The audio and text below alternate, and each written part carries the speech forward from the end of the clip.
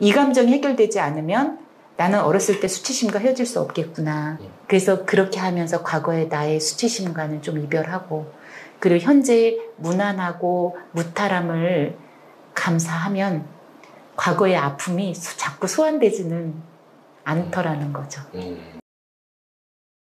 성북동에서 마음공간 노루숲길을 운영하고 있는 최영선입니다. 제목에 낚인 분들이 되게 많으신 것 같아요. 이 책이 좀 팔리는 거 보니까. 근데 이 열정이라는 착각이라는 걸 이해하려면 아마도 열심히 살았는데 한 번쯤 실패한 경험이 있다면 이 책이 많이 끌리실 거라고 저는 생각해요. 이 책을 쓰면서 위로를 드리고 싶었어요. 이 세상에 되게 많은 사람들이 살고 있는데 유튜브를 보면 부자 되는 법 영상 되게 많잖아요. 잘 사는 법 되게 많고요. 그리고 방송을 보면 세상엔 다 너무 사람들이 잘났어요. 심지어 어렸을 때 혹은 살면서 실패를 했는데도 실패를 딛고 너무 잘난 사람들이 방송에 많이 나오잖아요. 그러면 사람은 실패를 하면, 젊었을 때 실패를 하면 다시 재기하기가 쉽잖아요. 그런데 40이 넘고 50이 넘어서 한번 꺾이면 굉장히 절망하기 쉽거든요. 다시 일어날 체력도 없고, 그리고 그 나이 정도 되면 관계 미천도 사라져요. 그러면 건강 또한 중년을 넘기면서 건강의 미천도 없어지죠. 관계의 미천도 없죠. 건강의 미천도 없죠. 돈도 없죠. 그러면 굉장히 주저앉고 절망하게 되거든요.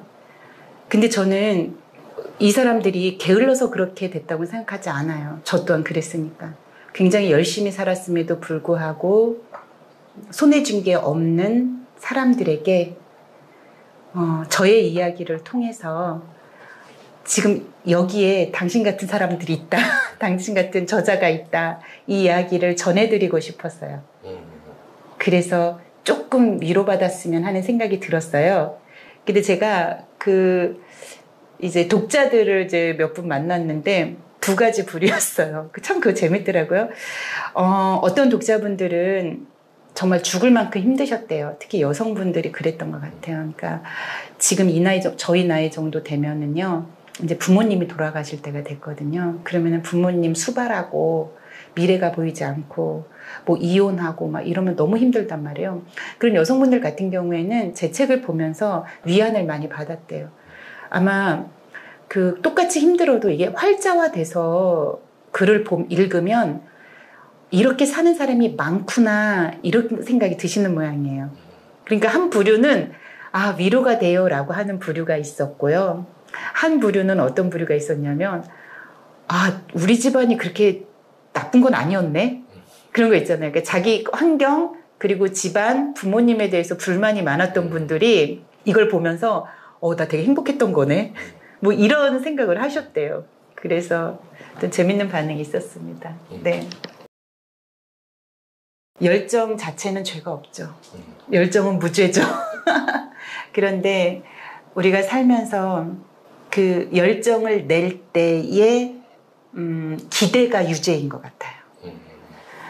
열정을 내어서 무언가를 할 때 내가 이만큼의 열정을 투입하면 어떤 산출이 나올 것이다.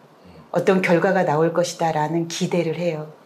근데 삶이라는 게 써니즈님도 살아보셔서 알겠지만 내가 아무리 열정을 내어도 결과는 내 것이 아니잖아요. 예상한 대로 되지가 않잖아요. 그러니까 그것을 우리가 반복적으로 접하면서 좌절하게 되고 실패감을 갖게 되고 이후에는 무기력하게도 되잖아요. 그래서 저는 그 착각을 얘기하고 싶었어요. 열정 자체에 대한 착각 말고요. 예.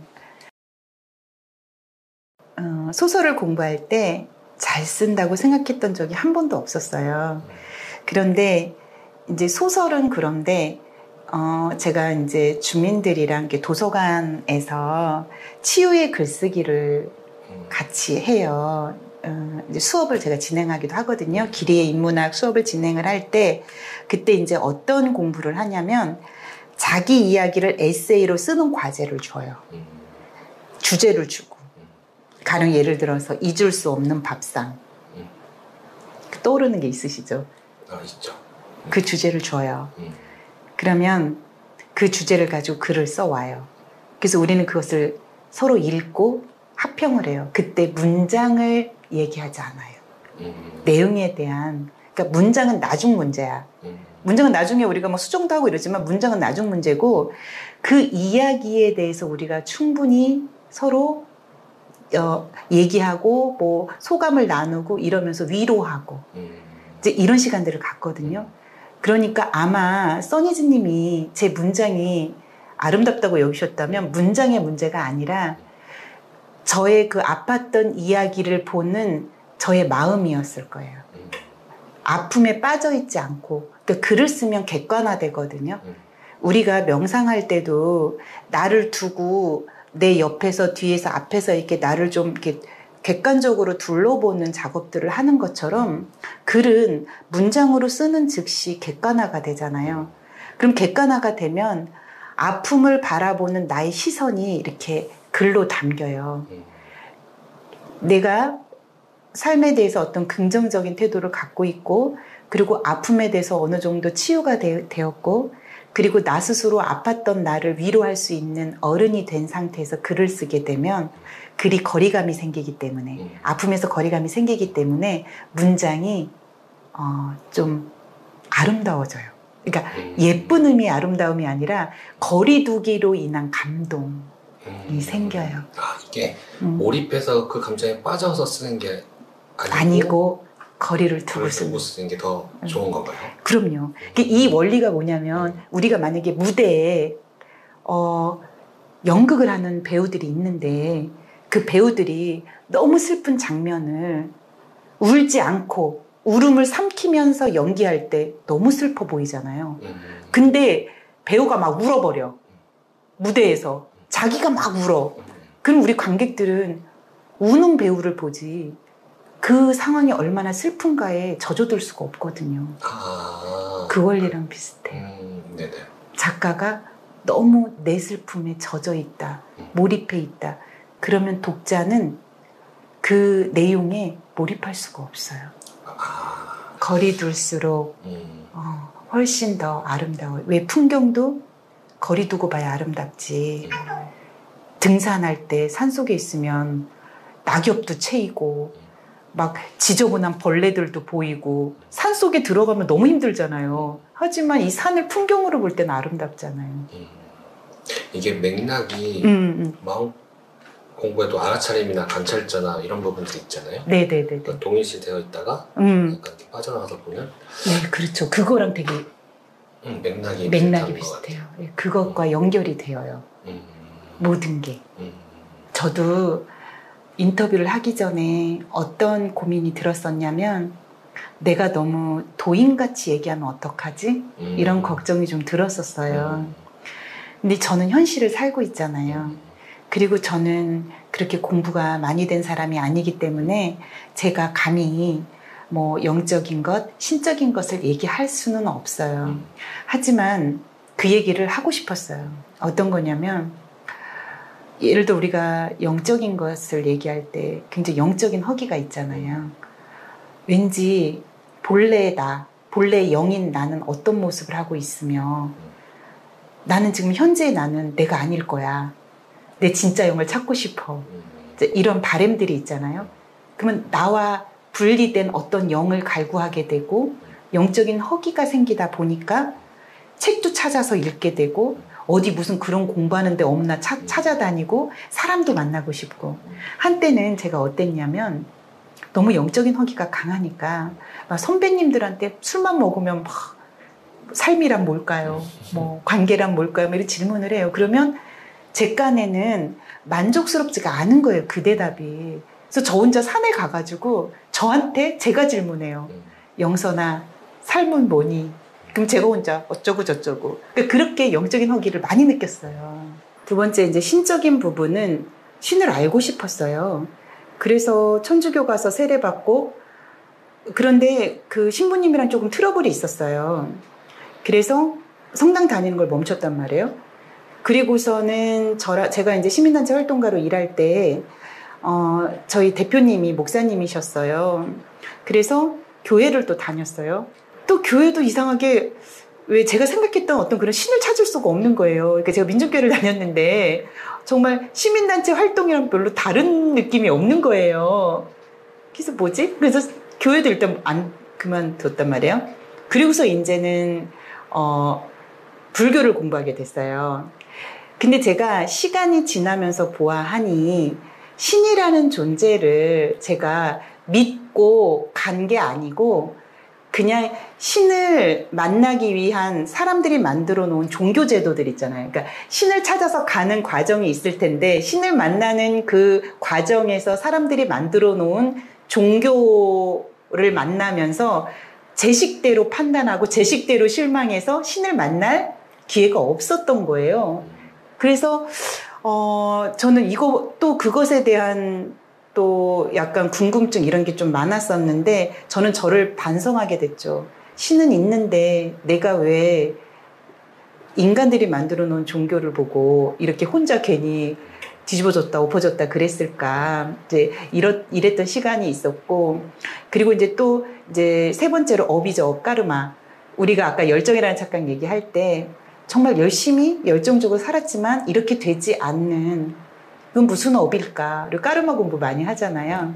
근데 제가 이 세 가지를 갈구하고 찾아보고 공부하고 싶고 이랬던 그런 욕심이 있었는데 시간을 보내면서 공부하면서 지금 드는 생각은 뭐냐면 업도 신도 영도 다르지 않다.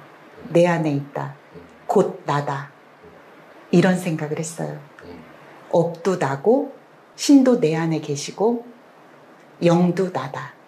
그러면 결국 따로 있지 않기 때문에 내가 현실에서 업을 닦으며 살아야 하고 신을 제대로 모셔야 하고 내 안에 있으니까요. 내 안에 잘 모셔야 하고 그리고 세 번째 영도 내가 조금 더 좋은 영으로 좋은 영향력을 미칠 수 있도록 살아가야 된다.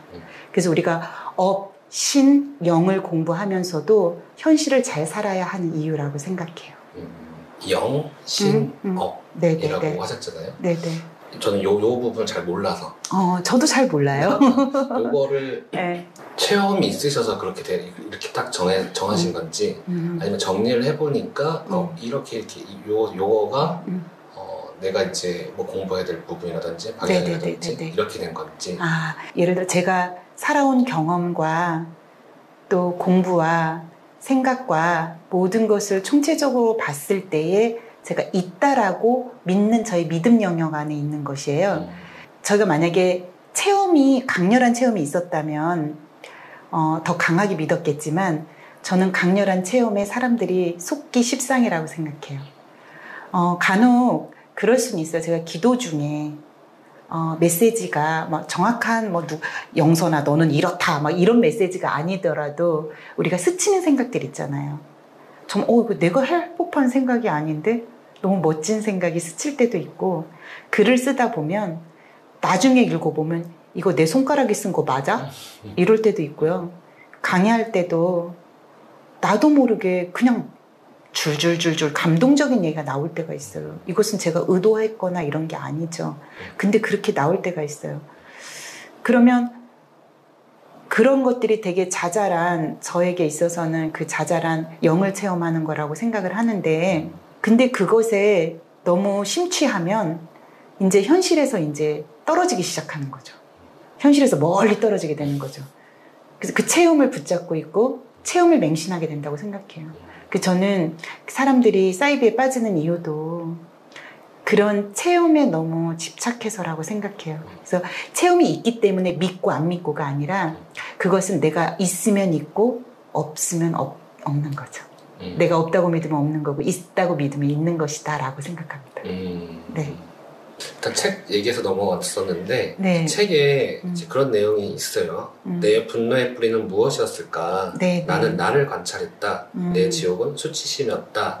이 부분이 있거든요. 네네네. 여기에서 나는 나를 관찰했다라고 했는데 어떤 방법으로 자기를 이렇게 관찰을 하셨는지 그래서 어떻게 해서 수치심이다 이렇게 딱 찾으셨는지 그 과정이 조금 궁금해요. 네. 그거는 어떻게 했냐면 아까 우리 신앙 얘기를 했는데 불교는 어떻게 보면은 신앙 종교라기보다 수행 종교거든요. 그러니까 이게 살아내야 되잖아요. 부처님의 말씀을 살아내야 되는데, 이제 기도를 할 때 100일 기도가 있고 1000일 기도가 있어요. 그럼 이제 1000일 기도를 해요.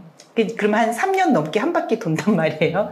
근데 이제 그게 매일 우리가 모여가지고 이렇게 자기를 돌아보고 뭐 이런 작업들을 하거든요. 이제 그런 작업들이 도움이 많이 되었고, 그리고 일상적으로 살 때는 올라오는 감정이 있어요.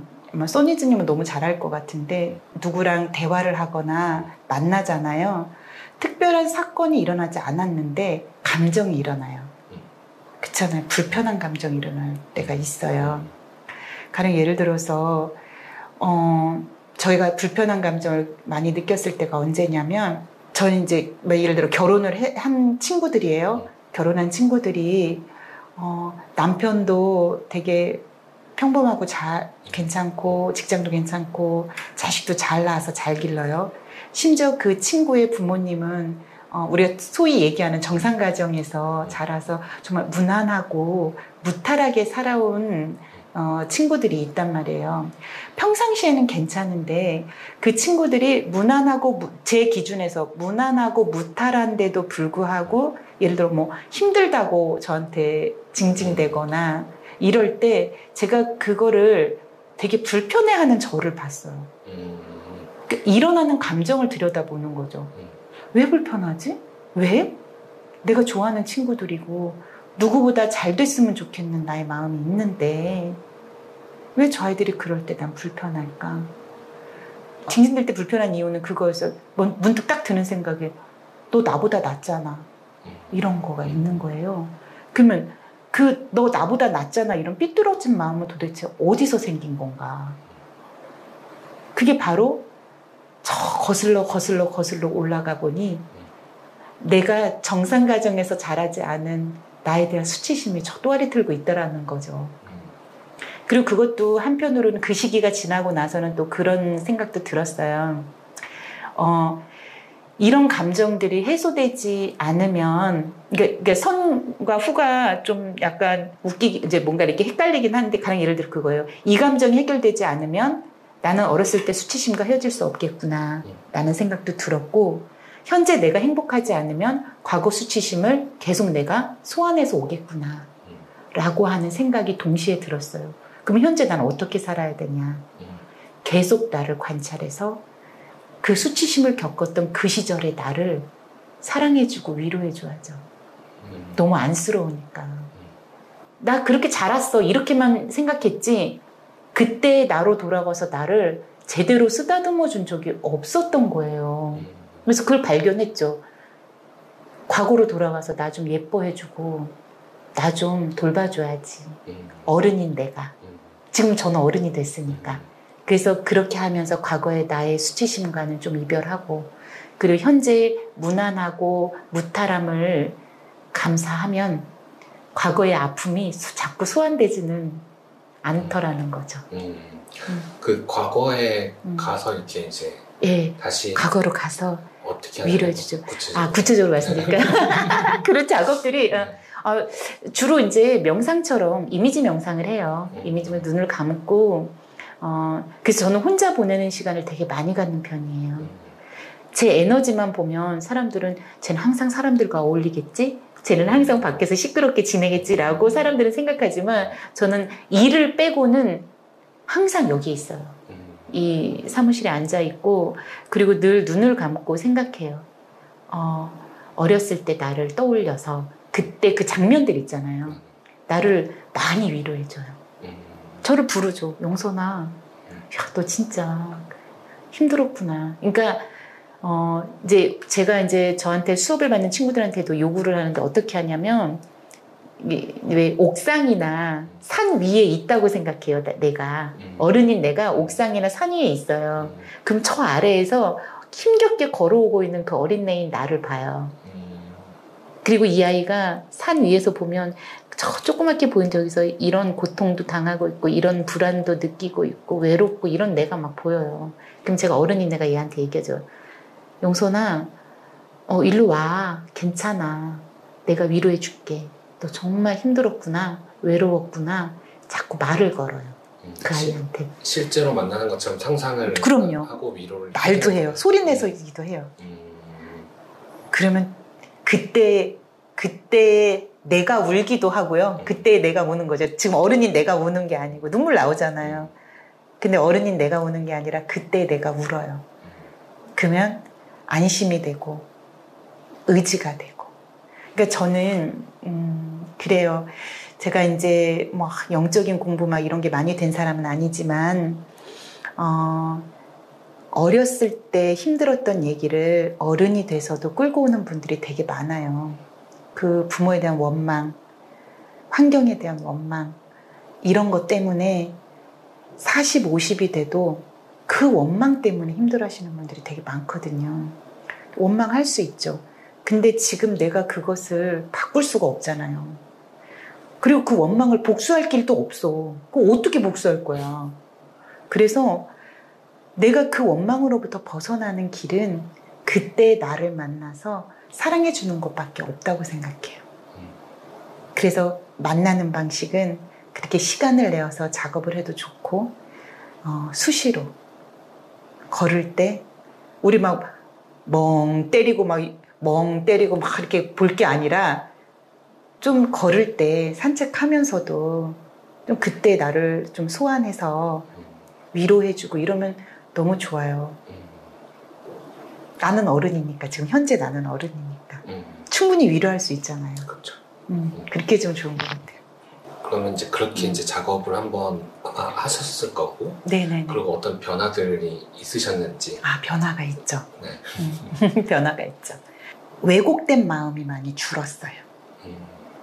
아까 제가 작은 예를 들었지만 만약에 그 친구들이 징징댄다. 그럼 예전에는 나보다 낫잖아. 이런 마음이 앞섰다면 지금은 그 아이의 상황에서 충분히 징징댈 수 있다라는 것을 느껴요.